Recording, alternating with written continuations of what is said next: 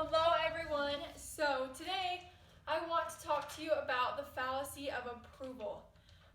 This is something that I think we all deal with at some point in our lives, and I know that it's something that I have dealt with. It's kind of a weakness of mine. So I just want you to all close your eyes and picture this scenario, okay? So you're at a restaurant with a group of people, maybe friends, coworkers, people that you want to think highly of you. And the waiter comes around and she starts with the first person and she asks them their order. And they just say that they just want a salad. She comes up to the next person, their order's a salad. Third person, salad. Fourth, salad. Salad. She comes to you, and in your mind, you're thinking, wow, I'm starving. You maybe probably want a hamburger or something, right? But in order to get their approval, or maybe you think you'll get their approval if you order a salad. Are any of you guys guilty of this? I know I am. I definitely do things because I want others to think highly of me. And so with this experience, I've learned three things. Firstly, having others' approval is irrational. Second, it stops you from being your own person. And thirdly, it's not selfish to put your own happiness first, okay? So with my first point, having others' approval is irrational because people are going to have different opinions. You can't have approval of everyone, all right? You might go up to someone and you might be all for their opinion because you want them to like you back. And then the next person has a totally different opinion. You're like, yeah, I believe that too. And you change yourself depending on who you're with. You kind of change personalities in a way.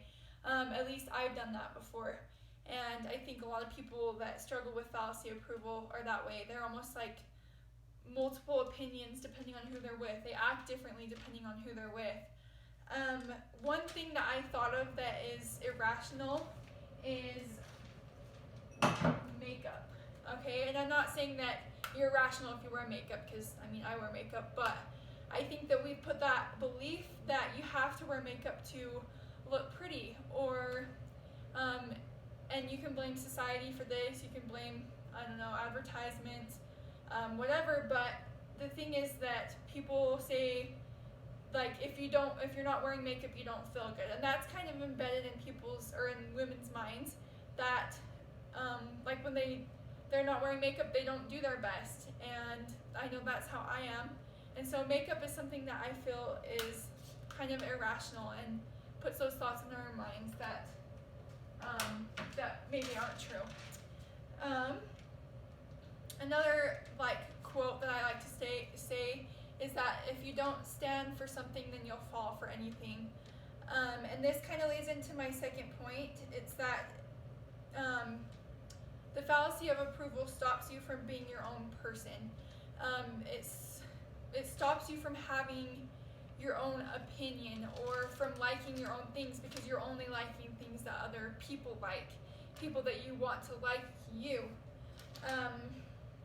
Like I used to play sports because I wanted people to like me. I wanted people to be like, oh wow, she's good, I want to be her friend, or oh wow, I wanted people to look up to me or like accept me because I was good. That was my motivation to be good. It wasn't because I really enjoyed playing sports. I played tennis. It wasn't really because I enjoyed playing tennis. I did, but my motivation mostly came from other people's approval, other people's praise, rather than like from my heart and from my success or from my driven force. It wasn't that way, and so I kind of had to switch mindsets a little bit to find my own motivation and to be my own person.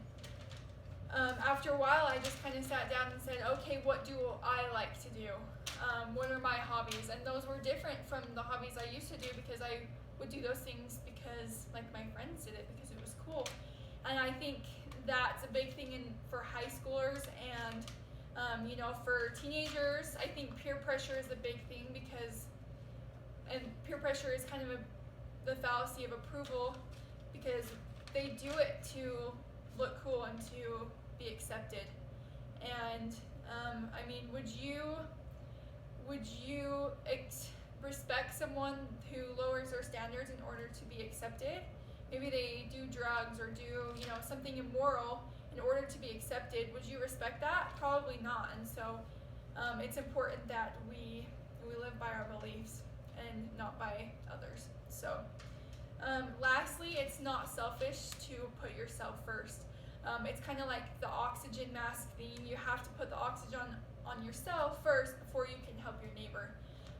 You need to like nourish yourself before you can go and serve others. And I know that kind of sounds like I don't know, cliche or something, but it's true. And they say that we should put others' needs before our own, and we should to a certain extent, but we can't just be a people pleaser all the time, and we can't let others walk all over us. And so like maybe if, you know, your friends are you've had a long day and your friends are like, hey, let's go do this, you're afraid of saying no because it might hurt their feelings, but truly inside you don't want to go, it's okay to say no. Lastly, I just like to end with a quote from the textbook. It's on page 165, and it says, people who accept this idea seek approval from others even when they have to sacrifice their own principles and happiness. And I think that's so true. It's important that we make sure that we are living for ourselves and not living to please people. It's important that our motivation comes from our own successes and not from others' praise. And so I just want to leave you with that, and I hope you have a good day. Thanks for watching.